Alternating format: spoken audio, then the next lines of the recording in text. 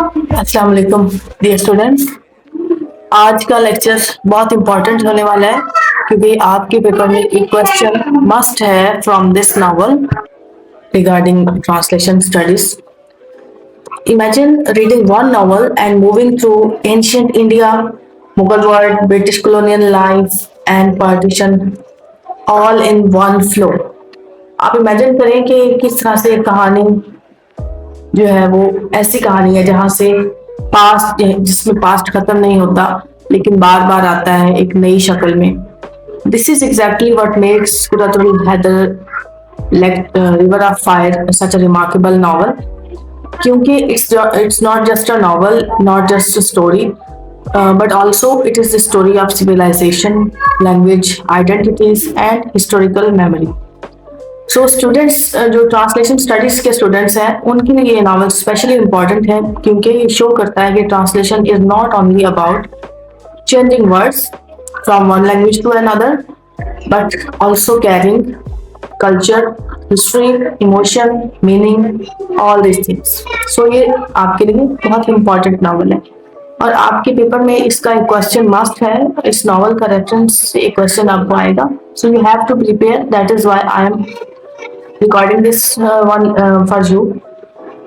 So, River of Fire is one of the most significant novel in Urdu literature. Qurratul Haider ने एक south Asian history दिखाई है और दिखाया है कि किस तरह से नॉवल जो है मुख्तलिफ ज़मानों के दरमियान जो है वो दिखाया जाता है। उसमें मुख्तलिफ कैरेक्टर्स हैं जिसमें गौतम, चंपा, कमाल और साइरल हैं। उनकी मुख्तलिफ हिस्टोरिकल फॉर्म्स हैं और ये नॉवल हाईली रेलेवेंट है ट्रांसलेशन स्टडीज से because it behaves like translated history. तो हर पीरियड जो है बेटे इसका ऐसा लगता है कि ट्रांसलेट कर रहा है पिछले पीरियड को और एक नई language, thought, culture, identity.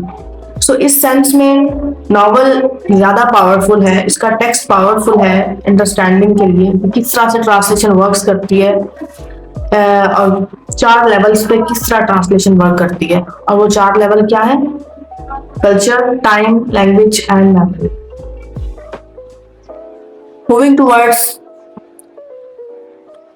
The topic, ये इंट्रोडक्शन आपको आपकी अंडरस्टैंडिंग बिल्ड करने के लिए है और इस क्वेश्चन का फोकस हम देखेंगे कि how the novel content connects with cultural transfer, equivalence, untranslatability and post colonial identity. इन चीजों के साथ ही किस तरह से नॉवल कनेक्ट करता है और इसके नैरेटिव स्ट्रक्चर्स क्या है और ट्रांसलेटर का रोल क्या होना चाहिए। तो बेसिकली हमारे लेक्चर का रोड मैप जो है वो कुछ इस तरह से होगा कि इसमें हम सबसे पहले इंट्रो पढ़ेंगे और ये सब मैंने आपके लिए, आपकी आसानी के लिए रोड मैप दिया है so that you may have a clear mind map for the question attemption. So coming towards the next heading of this novel is River of Fire. What is River of Fire? ये है क्या, novel क्या है? ये one of the most important novels है, publish हुआ 1959 में और ये हिस्टोरिकल, फिलोसफिकल और कल्चरल मास्टरपीस है। ये नॉवल कवर करता है more than 2000 years of South Asian history.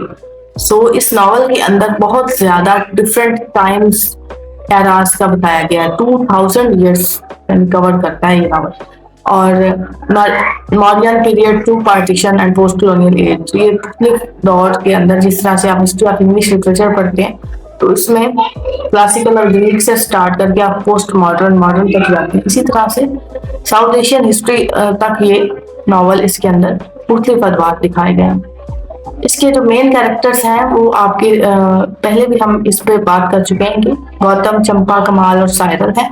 और इसमें गौतम क्या है? एक फिलोसोफर है, राइट, एंड कमाल is a modern person and Cyril and Gautam appears a philosopher. और इस तरह से ये शो करता है कि किस तरह से ये जो रेपिटेशन है ये शो करती है कि how human identity changes but also remains connected across time. So अब हम देखेंगे कि ये क्यों मैटर करता है ट्रांसलेशन स्टडीज में, हम इसको क्यों पढ़ रहे हैं इस नॉवल को। So this novel can be read as a translation history of subcontinent. Each era reinterprets the previous one. जो हर एरा है वो पिछले एरा को इंटरप्रेट कर रहा है। So this is why the text is valuable for translation. So it shows translation as much more than replacing words from one language to another.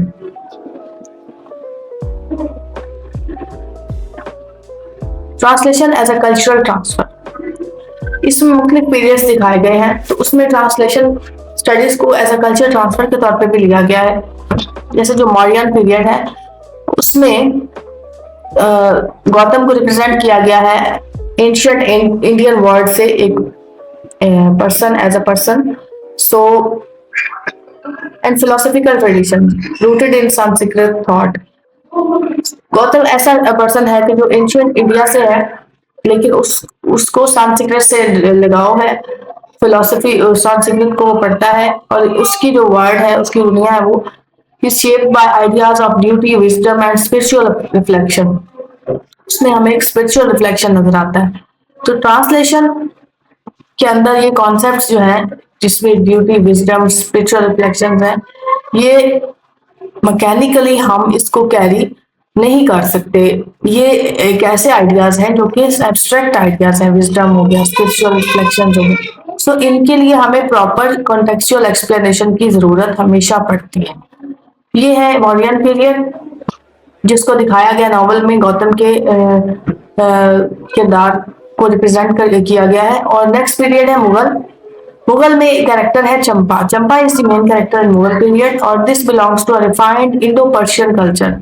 यहाँ पे आप गौतम देखें वो एंशियंट इंडिया से है, but here Champa is from Indo Persian culture.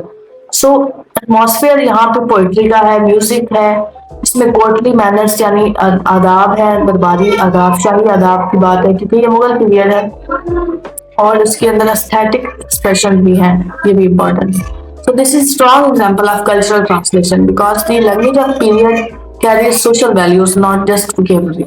So अब जब आप ट्रांसलेशन करते हैं तो उसमें आपने मुगल पीरियड के एरा की जब ट्रांसलेशन करनी है तो उसमें उनकी लैंग्वेज से सोशल वैल्यूज भी आती हैं, सिर्फ वोकैबुलरी ही नहीं आती। नेक्स्ट है ब्रिटिश पीरियड जिसको रिप्रेजेंट कर रहा है Cyril Ashley. Cyril Ashley is represents colonial English culture, जैसे कि मुगल में चंपा इंडो पर्शियन कल्चर को रिप्रेजेंट कर रहा था। So his presence shows how language can also carry power. Translation here becomes a bridge between cultures, but also a reminder that one culture may dominate other.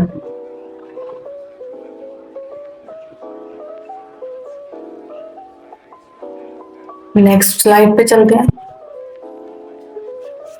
इसमें हमें पता चलेगा कि इसके अंदर कितने हिस्टोरिकल और लिंग्विस्टिक लेयर्स हैं इस नॉवल के अंदर। This novel blends Urdu, Persian, Sanskritized diction, and English ancient philosophical sections. Sound closer to Sanskrit thought. Mughal scenes use Persian, Urdu, and colonial scenes reflect British English. Each layer carries a different historical atmosphere. So इसमें जो इनकी जबानों की मुख्तलिफ layers हैं ये मुख्तलिफ एटमॉस्फेयर्स को represent करती हैं। इसी तरह से एक ट्रांसलेटर क्या फेस करता है? Translator must preserve tone, style, historical setting and cultural references at the same time. एक ट्रांसलेटर का ये इशू है कि उसको ये सब चीजें मेंटेन करनी पड़ती हैं और उसको इस तरह से लेके चलना पड़ता है कि उसका रिदम इंग्लिश में वही रहे और संस्कृत की जो फिलोसफिकल टर्म्स हैं वो चेंज ना हो। इसी तरह से वो कहता है यहाँ पे इशू ये है कि इनका बाज़ात इंग्लिश में ट्रांसलेट करते हुए इक्विवेलेंट्स नहीं मिलते। इक्विवेलेंट टर्म्स का मतलब है बराबरी के अल्फाज नहीं मिलते। So result is not simple conversion but careful adoption. तो हमें यहाँ पे कन्वर्जन नहीं चाहिए, हमें उस चीज की अडॉप्शन चाहिए केयरफुल मैनर में। सो ये सेक्शन 3 में हमने देखा कि हिस्टोरिकल और लिंग्विस्टिक लेयर्स कौन सी हैं। सेक्शन 4 है equivalence and untranslatability. Equivalence means finding the closest meaning in another language. In Aap Ka Darya novel, this is difficult because many meanings are attracted to culture, history, and emotion.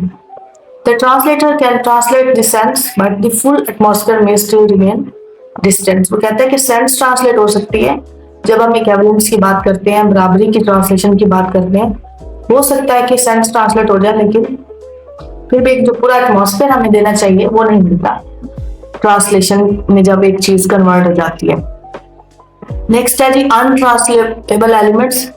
कुछ elements ऐसे होते हैं जो अनट्रांसलेबल होते हैं, क्योंकि जैसे classical poetry, idioms, metaphors हैं, इंटो मुस्लिम रेफरेंसेस हैं, वो ऑफन जो है वो डायरेक्ट ट्रांसलेशन को रेजिस्ट करते हैं, यानी डायरेक्ट ट्रांसलेशन नहीं हो सकती उनकी। एक गजल image may carry layers of love, grief, mysticism that do not survive in a literal English writing. So this is where translation becomes partial equivalence rather than perfect sameness. So यहाँ पे हमें translation का issue आता है कि translation partial process बन जाता है, जिससे कि हमें अपने उसमें, पार्शियल का मतलब है हम राइटर जो है उसको ब्लेम किया जा सकता है कि उसने अपनी जाती अंडरस्टैंडिंग के अकॉर्डिंग ट्रांसलेशन की। So this is called the partial equivalence. So उसको हम perfect sameness नहीं कहेंगे। तो ये कुछ एलिमेंट्स हैं जो अनट्रांसलेटेबल हैं। उसके बाद आपके पास पोस्ट कॉलोनियल ट्रांसलेशन पर्सपेक्टिव से 3 कैरेक्टर्स थे, ये तो हो गया थे हमारी स्लाइड। नेक्स्ट स्लाइड है narrative structure and translation challenges, कि हमारे पास कौन कौन से कितने नैरेटिव स्ट्रक्चर हैं इसके अंदर। इसके अंदर हमारे पास नॉन लीनियर स्टोरी टेलिंग है, रिकरिंग कैरेक्टर्स हैं, और ये सब ट्रांसलेट करना क्यों मुश्किल है, इसके बारे में भी आप इसको स्लाइड को पास करें और रीड कर लें। कुछ नॉन लीनियर स्टोरी टेलिंग का मतलब यह है कि this novel does not move in straight timeline. एक टाइमलाइन नहीं है कि एक जैसे कि कहते हैं कि एक बच्चा पैदा हुआ, फिर वो बड़ा हुआ, फिर उसके 10 साल बाद क्या हुआ, 20 साल बाद क्या हुआ, इसको कहते हैं स्ट्रेट टाइमलाइन। तो नॉवल में जैसे कि आपको पहले बताया गया था, एक शिफ्ट है from ancient India to Mughal times. तो इसकी वजह से जो है ये जो पार्ट्स हैं वो ट्रांसलेशन में इनको रिस्पेक्ट नहीं है, उतनी इनकी अहमियत नहीं इसलिए दे सकते क्योंकि इन पार्ट्स की वजह से ट्रांसलेशन को कैरी करना मुश्किल हो जाता है। तो ये हाइडर्स का मेथड है, hiders is a critic. So these jumps are part of Heider's method and must be respected in translation. कहते हैं कि ट्रांसलेशन इन पार्ट्स को भी कहता है कि कंटेक्सचुअल बेस पे आप ट्रांसलेशन करें, और इस अगर मुख्तलिफ पार्ट्स में डिवाइड है स्टोरी तो उसको भी रिस्पेक्ट दें। रिकरिंग कैरेक्टर्स का मतलब है गौतम, कमाल फॉर एग्जाम्पल, वो एक दूसरे को इको कर रहे हैं। गौतम संस्कृत एरा में है, कमाल दूसरे एरा में। So their repeated presence creates a continuity but also requires a translator to keep their symbolic roles clear for readers. अब 2 कैरेक्टर्स एक दूसरे को रिप्रेजेंट तो कर रहे हैं, मुख्तलिफ अदवार में कर रहे हैं, लेकिन ट्रांसलेटर की रिस्पॉन्सिबिलिटी है कि वो रोल्स को रीडर के लिए क्लियर रखे। अब ट्रांसलेटर का रोल और विजिबिलिटी क्या है। सेल्फ ट्रांसलेशन इसमें आती है।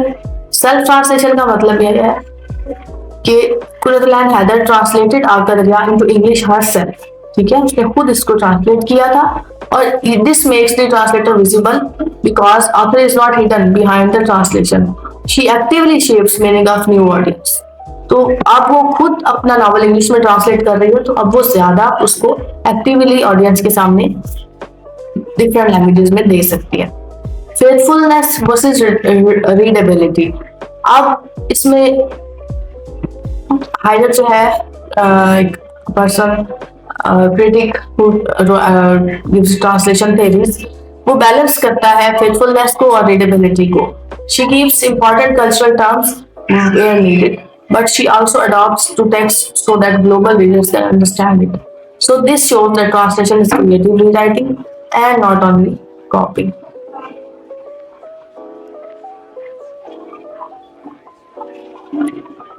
इसमें हमारे पास इन ट्रांसलेशन जो इश्यूज है नॉवल के अंदर, उसमें कुछ कल्चरल टर्म्स हैं, पोइट्री एंड इडियम्स के इश्यूज हैं, हिस्टोरिकल रेफरेंसेस के इश्यूज हैं, hybridity, identity, non linear structure, power and colonial English, ये सब इश्यूज ट्रांसलेशन के अंदर हमें नजर आते हैं।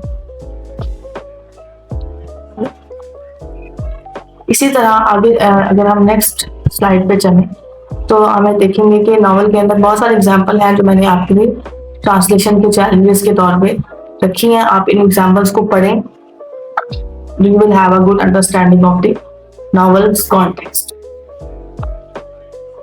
You can pause the video and read all these issues. और आपको इन 8 पॉइंट्स जो भी ट्रांसलेशन के इश्यूज हैं इस नॉवल के अंदर, इनमें से किसी की समझ नहीं आई तो आप इसको मुझे कमेंट सेक्शन में पूछें और इनबॉक्स में भी आप व्हाट्सएप पे पूछ सकते हैं।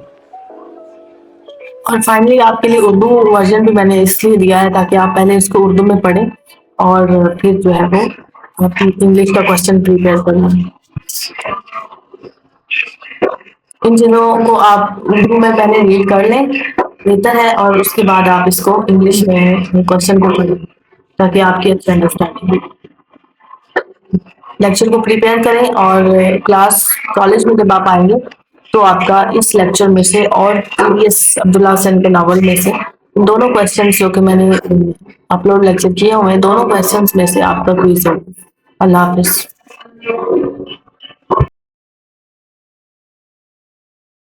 Subscribe now and turn learning into your superpower.